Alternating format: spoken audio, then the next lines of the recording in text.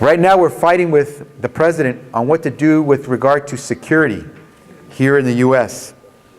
on the issue what's called on surveillance. As you probably know, under the Constitution of this country, no one can be invaded in their privacy without a compelling reason by the government to go in there and snoop on you. Government cannot listen to your phone calls. Government can't peep into your house to see what you're doing unless it has a compelling reason to do so. And it proves that compelling reason by getting what's called a warrant. You have to go to a judge and say, Judge, we think that gentleman is engaging in criminal activity, selling drugs. We want to go look in the house or listen to his phone calls to see if he's talking to drug dealers. Judge will say, okay, show me the evidence. You got enough evidence? Okay. Signs a warrant that now gives that government, through the police, the authority to go in and invade your privacy. Well, the president wants to be able to go in and invade your privacy without getting a warrant. And he says he has to do that because of the threat of terrorism on Americans. Many of us agree that we have to be very careful. We suffered from 9/11. There are people who want to hurt us. There are ways technologically now to hurt us a lot easier, a lot faster, a lot harder than before. But some of us still believe that when the Founding Fathers created the Fourth Amendment to the Constitution, that they were smart and that they realized that the people, if we're together as a community, we're never going to let anyone take advantage of us, and we'll always be there to help each other. And all those young men in uniform and women who have died prove that they're willing to sacrifice their life, even if sometimes we don't know what the cause is. And so many of us are very much against what the president is proposing, which is to allow warrantless searches into your privacy, and especially giving those businesses that help them snoop on you a waiver of any liability for what they did. A lot of the telecommunications companies, the phone companies, allowed the government to snoop on people without a warrant. Now, the companies are saying, wait a minute, we just did what we thought was patriotic. The government, federal government, was telling us we need to know this information, the records of who you provide phone service to, or what calls were being made on your transmission lines, because we think that there may have been terrorist activities being undertaken. And so the companies are saying, we just did what we were told. Why should we now be held liable when someone in America wants to sue us because we allowed their information to be transferred over to the federal government? There's logic to that, but some of us say this. You know the Constitution. You know the Fourth Amendment. You know you have a right to tell the government, no, you can't get information that I have in my business unless you prove you have a right to it. So why should I give you immunity from lawsuit? What happens if someone's reputation is ruined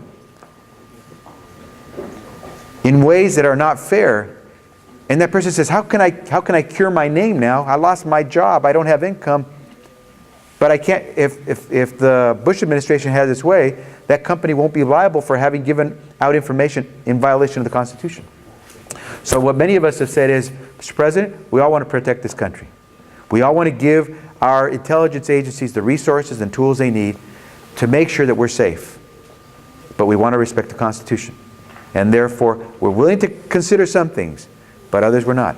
I am not willing to give a vote to the President to say that a telecommunications company should be held not liable for having given out your private information without having been given a reason to do so. The Bush administration says it needs it, and without it, we jeopardize this country's safety.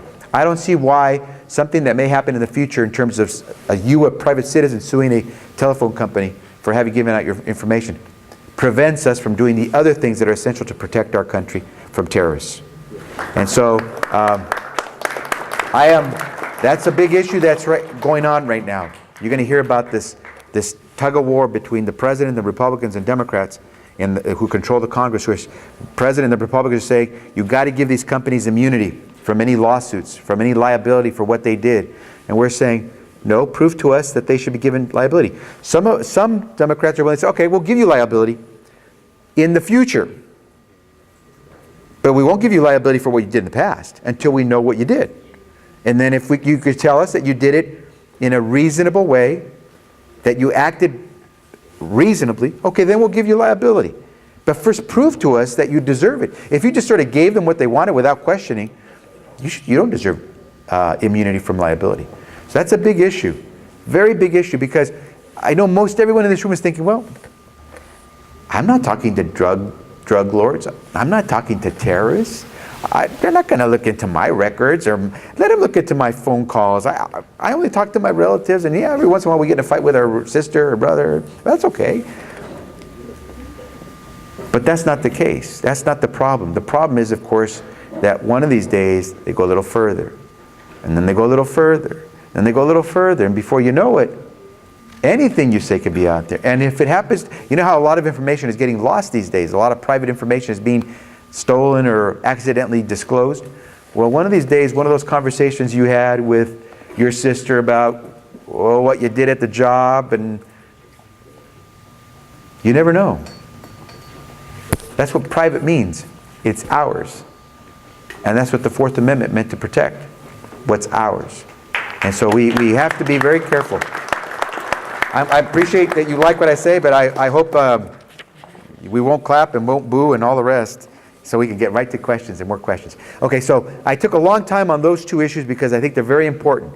These are issues that you may not have to deal with every day, but I do. And I deal with them on your behalf. I believe the Fourth Amendment to you is very important. I don't think any of you here are interested in violating the law where you need to have those types of protections, but you know what? One of these days you might. And I want to make sure that it's clear that you are innocent until you are proven guilty, that you have every right to protections for privacy that we've always grown up believing we've had. And so you go about your lives, do your work, make this country better. You've given me a privilege to be your representative. I owe you the opportunity to know what I'm doing, how I'm voting, and why I'm voting that way. That's why I spend a little extra time on issues that I think go beyond the average, did I fund this program? Did we pass that law? This to me goes beyond that. This is whether or not your kids and your grandkids are going to have those constitutional and civil rights protections that we get to take for granted.